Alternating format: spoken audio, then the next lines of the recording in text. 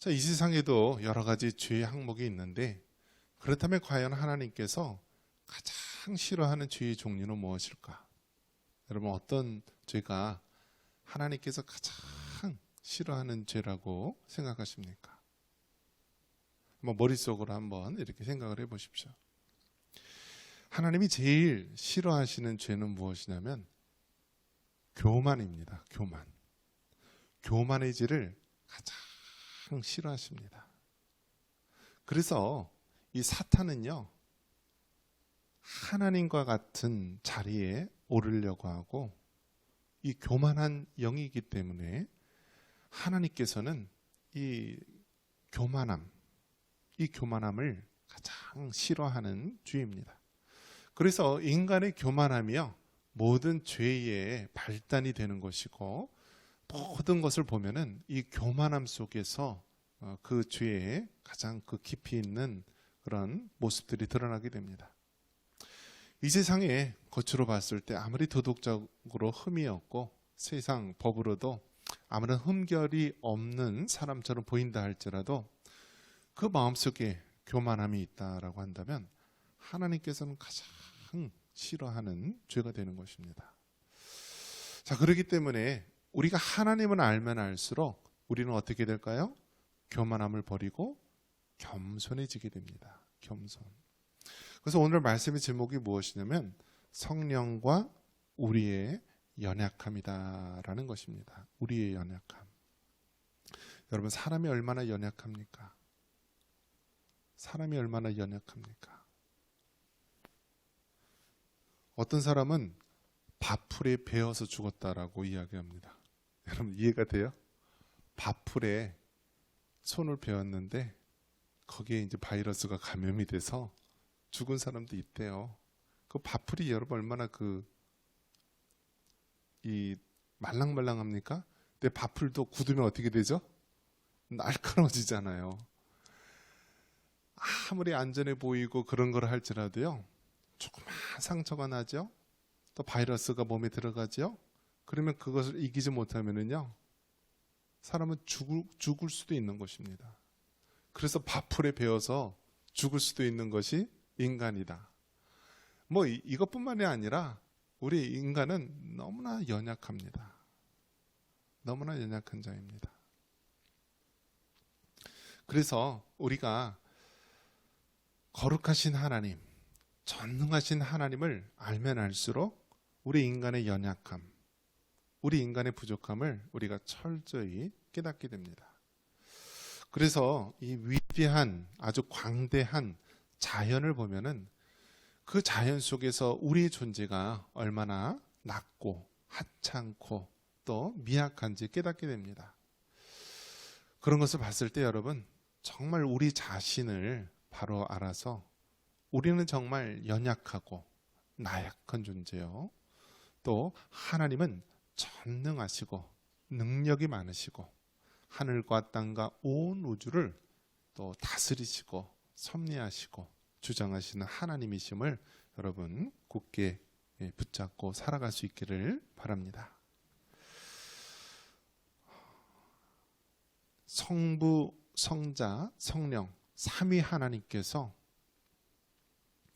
우리의 구원에 있어서도 이를 이렇게 분배를 해서 잘 협력하시는 모습을 보여주고 있습니다. 성부 하나님께서는 구원을 우리에게 계획을 해 놓으셨다라고 성경은 말합니다. 그래서 창세전에 우리를 하나님의 자녀로 택하셨다라고 말씀을 합니다. 그리고 성자 예수님은 어떻습니까? 성자 예수님은 거룩하신 하나님에도 불구하고 친히 사람의 몸, 죄인된 인간의 몸을 입으시고 이 땅에 오셔서 십자가에 죽으셔서 구원을 또 십자가에서 이루십니다. 그리고 성령 하나님께서는 어떻게 하십니까? 성령 하나님께서는 우리 각 사람에게 역사하여 주셔서 우리 구원이 완성될 수 있도록, 천국 갈 수 있는 믿음이 될 수 있도록 이 구원을 완성시키시는 분. 그래서 구원에 있어서도 철저하게 성부 하나님, 성자 예수님, 성령 하나님께서 이 협업을 하셔서 우리의 구원을 이루시고 이 세상을 다스려 나가시는 것입니다. 물론 하나님께서 창조하셨을 때, 하나님이 창조하셨을 때 성부 하나님뿐만 아니라 누구도 계셨어요? 성자 예수님도 계셨고 성령 하나님도 계셨어요. 그런데 성부 하나님께서 주도적으로 창조를 이루어 나가시고 또 성자 예수님, 성령 하나님은 같이 옆에서 협력하시면서 하나님의 창조 사역에 함께 하셨던 것이죠. 성자 예수님께서 2000년 전 십자가에 죽으실 때도요, 성부 하나님과 성령 하나님도 함께 계시면서 우리 예수님께서 죄인된 인간을 구원하기 위한 그 십자가의 사역을 이룰 수 있도록 함께 하셨던 것이죠. 지금도 마찬가지입니다. 성령 하나님께서 각 개인의 삶 속에 역사하시고 교회 위에 역사하여 주셔서 우리의 구원을 완성시키시는데 성자 예수님 또 성부 하나님도 같이 협업하셔서 우리의 구원을 완성하는 데 함께 동참하시는 것입니다. 그렇기 때문에 우리가 이 성부, 성자, 성령 삼위일체 하나님의 이 일하심과 역사하심을 우리가 잘 이해하고 알아야 되는 것입니다. 삼위일체 하나님 중에서 어느 한 가지 한 위만 강조한다든지 한 사역만 강조한다면 그것은 잘못된 길로 불건전한 방향으로 나아갈 수 있다는 것입니다. 그렇기 때문에 우리의 신앙이 정말 성부, 성자, 성령 삼위 하나님의 그 올바른 신앙에 바로 서 있는지 우리가 늘 점검을 해봐야 합니다. 특별히 우리 장로교 신앙 가운데 참으로 강조되어야 될 점이 무엇이냐면 성령 하나님에 대한 그러한 능력과 또 인격적인 부분에 대해서 우리가 더 힘써야 된다는 것입니다. 로마서 8장 26절 말씀은 우리가 특별히 올 한 해도 표의 말씀으로 우리가 삼고 있는 말씀이죠. 자, 다시 한번 읽어볼까요? 로마서 8장 26절 이와 같이 성령도 우리의 연약함을 도우시나니 우리는 마땅히 기도할 바를 알지 못하나 오직 성령이 말할 수 없는 탄식으로 우리를 위하여 친히 간구하시느니라. 아멘.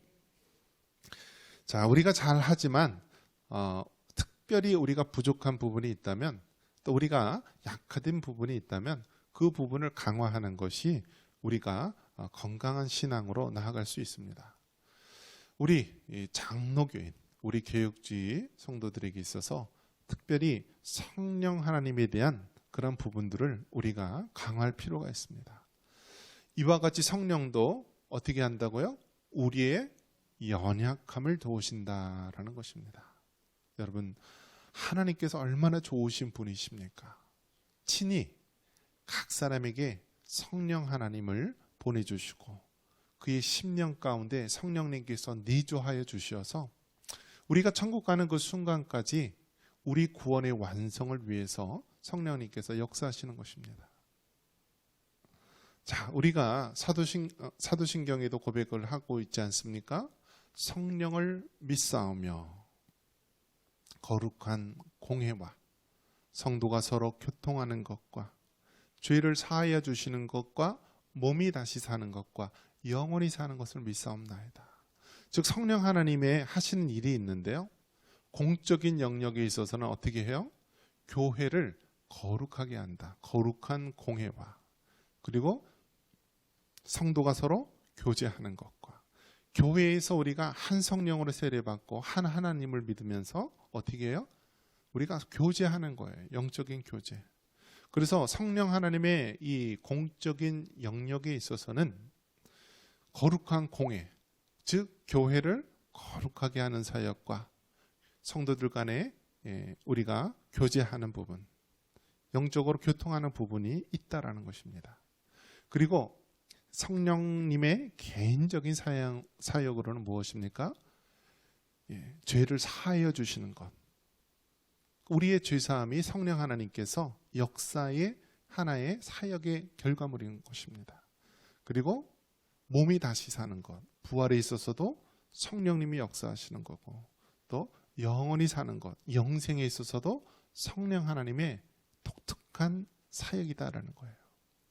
이처럼 하나님께서는 교회, 이 공적인 사역에 있어서도 교회를 거룩하게 하고 성도 간에 교통하는 데 있어서도 성령 하나님께서 역사하시고, 우리 개인적인 영역에 있어서도 우리의 죄사함과 부활과 영생에 있어서도 성령 하나님께서 하시는 그러한 귀한 사역이다라는 거예요.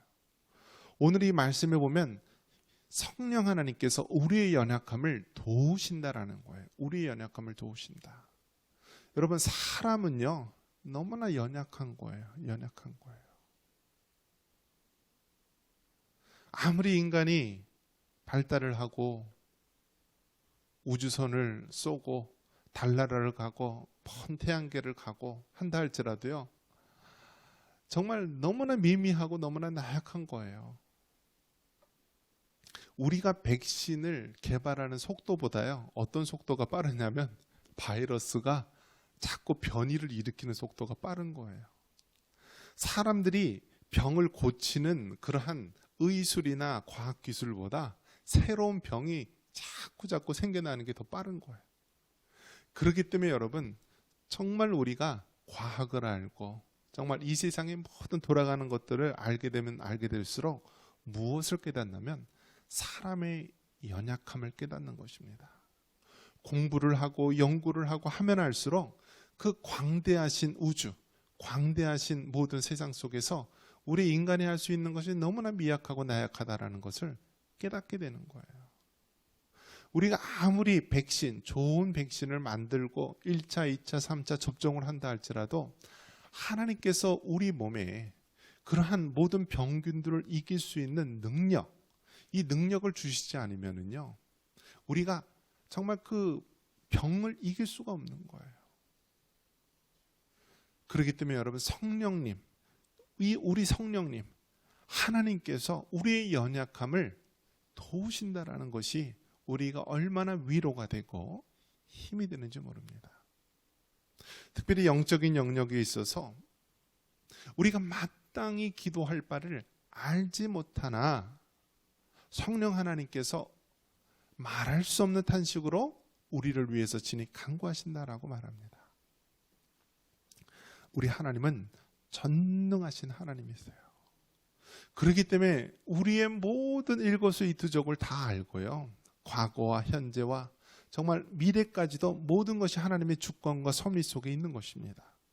그래서 정말 지금 이 순간에 우리가 이것을 기도해야 되고, 지금 이 순간에 우리가 이것을 하나님께 간구해야 되고, 지금 이 순간에 정말 교회가 이것을 위해서 하나님 앞에 부르짖어야 하는데, 우리가 그러지 못할 때 우리 안에 계신 성령님, 또 교회 안에 역사하시는 성령님께서 어떻게 하신다고요? 말할 수 없는 탄식으로 기도하신다, 간구하신다라는 것입니다.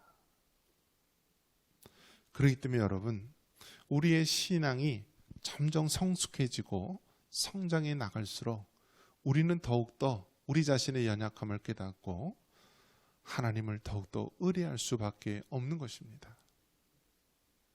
행여 우리가 하나님 앞에 교만한 마음을 조금이라도 가지고 있다면 그것은 우리가 하나님 앞에 가장 큰 죄를 범하는 거예요. 하나님은 교만함을 가장 싫어하는 것입니다. 에덴 동산에서 사탄의 꾀임을 받으면서 사단이 뭐라고 얘기합니까? 네가 이 선악과를 먹으면 내 눈이 밝아서 누구와 같이 된다고요? 하나님처럼 될 것이다. 우리의 모든 죄악들이 다 잘못되고 나쁜 것이지만 특별히 이 교만함, 하나님 앞에서 높아지려고 하는 마음, 피조물로서 창조주께 가져야 될 마음을 벗어버리고 떠나버린 이 교만함을 하나님께서는 가장 싫어하시는 것입니다. 사단이 그랬고요, 최초의 사람 아담과 하와가 그랬고, 모든 인류 속에서 교만함 때문에 다 멸망을 당하고 다 하나님의 심판 속에 있게 됩니다. 성경 사무엘상 15장에 보면은 사무엘상 15장 22절에 사무엘이 이르되 여호와께서 번제와 다른 제사를 그의 목소리를 청종하는 것을 좋아하신 같이 좋아하시겠나이까. 한번 따라해 보겠습니다. 순종이 제사보다 낫고 듣는 것이 수량의 기름보다 낫다. 여러분, 순종하는 것, 하나님의 말씀을 듣는 것, 이런 것은 겸손함이 있을 때 우리가 그렇게 할 수가 있는 것입니다. 우리가 교만함이 있으면요, 하나님 앞에 순종하지 못하고요, 우리 안에 교만한 높은 마음이 있다면 하나님의 말씀을 들으려 하지 않는 것입니다. 그렇기 때문에 여러분,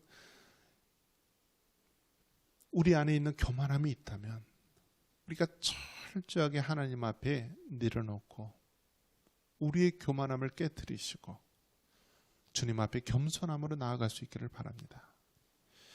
오늘 이 사무엘이 한 이 말씀은 어떤 배경입니까? 이스라엘의 초대왕 사울왕이요, 하나님의 명령에 무엇이라고 얘기하냐면 이 아말렉 족속을 모두 다 진멸하라, 하다못해 젖비리는 나는 아이까지도 다 진멸하라고 얘기합니다. 그런데 이스라엘 백성이 어떻게 합니까? 그렇게 못하는 거예요. 그래서 짐승의 좋은 곳들을 숨겨놓고요, 그리고 이 아말렉의 아각 왕을 살려둡니다. 이것을 보고 하나님께서 사무엘 선지자를 보내서 이 사울왕의 죄악, 그 죄악을 지적하는 것입니다. 즉, 우리의 생각이 하나님보다 앞서가고요, 하나님의 말씀을 순종하지 않고 나의 그 합리적이고 이성적이고 나의 생각이 앞서간 것이 교만함이다라는 거예요. 결국 이 일을 통해서 어떠한 하나님의 심판이 임하게 됩니까? 하나님께서요, 사울왕을 철저하게 멸하시고, 그리고 하나님 마음에 합한 자라고 말하는 그 어린 목동 다윗을 왕으로 예비하지 않았습니까? 이처럼 여러분, 우리는 하나님 앞에 겸손하고 우리의 연약함을 철저하게 하나님 앞에 고백해야 합니다. 그리고 그 하나님, 성령 하나님을 도우심을 구하고요, 우리가 기도할 때나 신앙생활 할 때나 내 생각이 앞서가지 말고 내 경험이 앞서가지 말고 늘 하나님 앞에 먼저 기도하시고 하나님의 뜻이 어디에 있는지, 하나님이 나를 통해 이루고자 하는 바가 무엇인지, 하나님이 우리 교회를 통하여 이루고자 하는 것이 무엇인지 늘 겸손하게 하나님께 물어보시고 기도할 수 있는 여러분 되시기를 바랍니다. 올 한 해 오직 성령 안에서 말씀과 기도에 집중하자는 이 말씀의 그 깊은 의미는 우리의 연약함을 철저히 깨닫고 겸손하게 성령 하나님을 그 도우심을 바라보며 나아가는 것입니다. 여러분, 다시 한번 우리 개인의 삶에 있어서도 우리의 연약함을 인정하시고 성령 하나님의 도우심을 구하시기 바랍니다. 우리 정상교회에서도 가장 필요한 것이 무엇입니까? 우리의 연약함을 인정하고 성령 하나님의 도우심을 구하는 것입니다. 우리가 겸손히 하나님 앞에 나아갈 때 하나님께서는 이미 예비한 그 모든 풍성함을 우리를 위해 베풀어 주실 것입니다. 그 하나님을 붙잡고 성령 하나님의 도우심 속에서 승리할 수 있는 우리 모두가 되기를 주님의 이름으로 축원합니다.